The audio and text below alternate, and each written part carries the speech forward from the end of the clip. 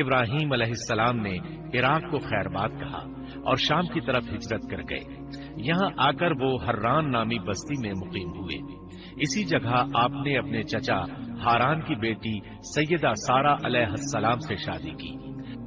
اس شہر کے لوگ بتوں کی پوجا نہیں کرتے تھے بلکہ ستاروں کو پوجتے تھے۔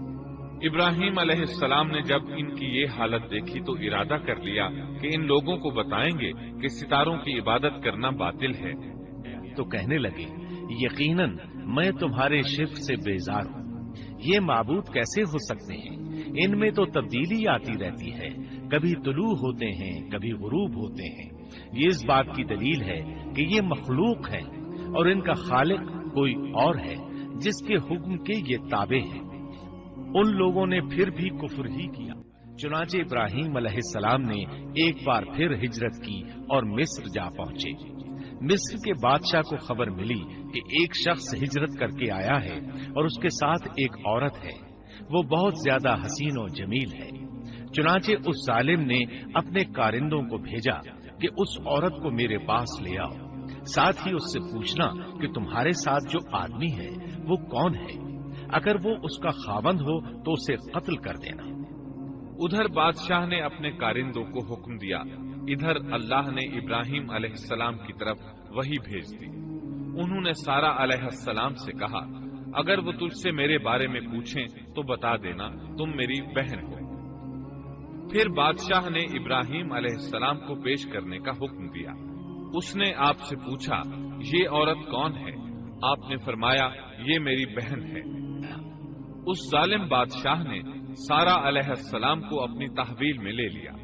جب سارہ علیہ السلام کو معلوم ہوا کہ وہ ایک بدکار شخص ہے تو انہوں نے اللہ تعالیٰ سے دعا کی، اے اللہ، تجھے معلوم ہے میں تجھ پر اور تیرے نبی پر ایمان لائی ہوں اور اپنے جسم کو اپنے خاوند کے سوا ہر ایک سے محفوظ رکھا ہے، لہٰذا آپ اس کافر کو مجھ پر مسلط نہ کیجیے گا۔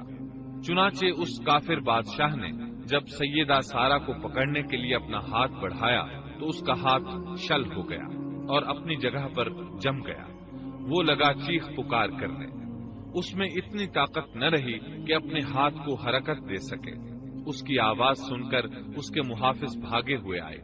انہوں نے اس کے ہاتھ کو چھڑانا چاہا لیکن چھڑا نہ سکے۔ اس کی یہ حالت دیکھ کر سیدہ سارہ خوف زدہ ہو گئی۔ انہوں نے سوچا، اگر یہ مر گیا تو لوگ کہیں گے اسے میں نے قتل کیا ہے۔ چنانچہ انہوں نے اللہ سے دعا کی کہ اسے چھوڑ دیا جائے۔ اللہ تعالیٰ نے آپ کی دعا قبول کر لی، اس کا ہاتھ ٹھیک ہو گیا، لیکن وہ ظالم پھر بھی نہ ڈرا۔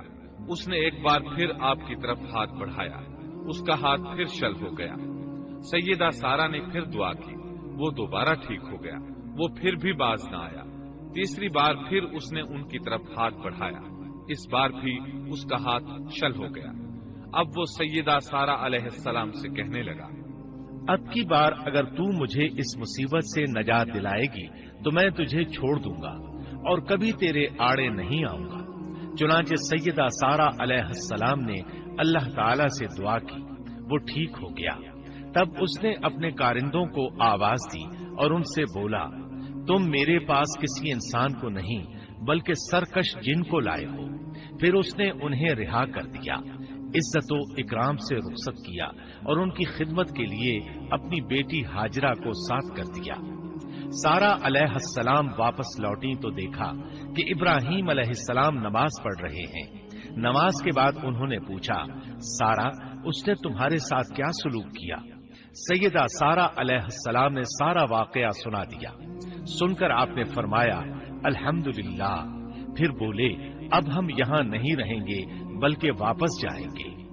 چنانچہ آپ ایک بار پھر فلسطین میں آ گئے، وہیں اپنی زندگی بسر کرنے لگے۔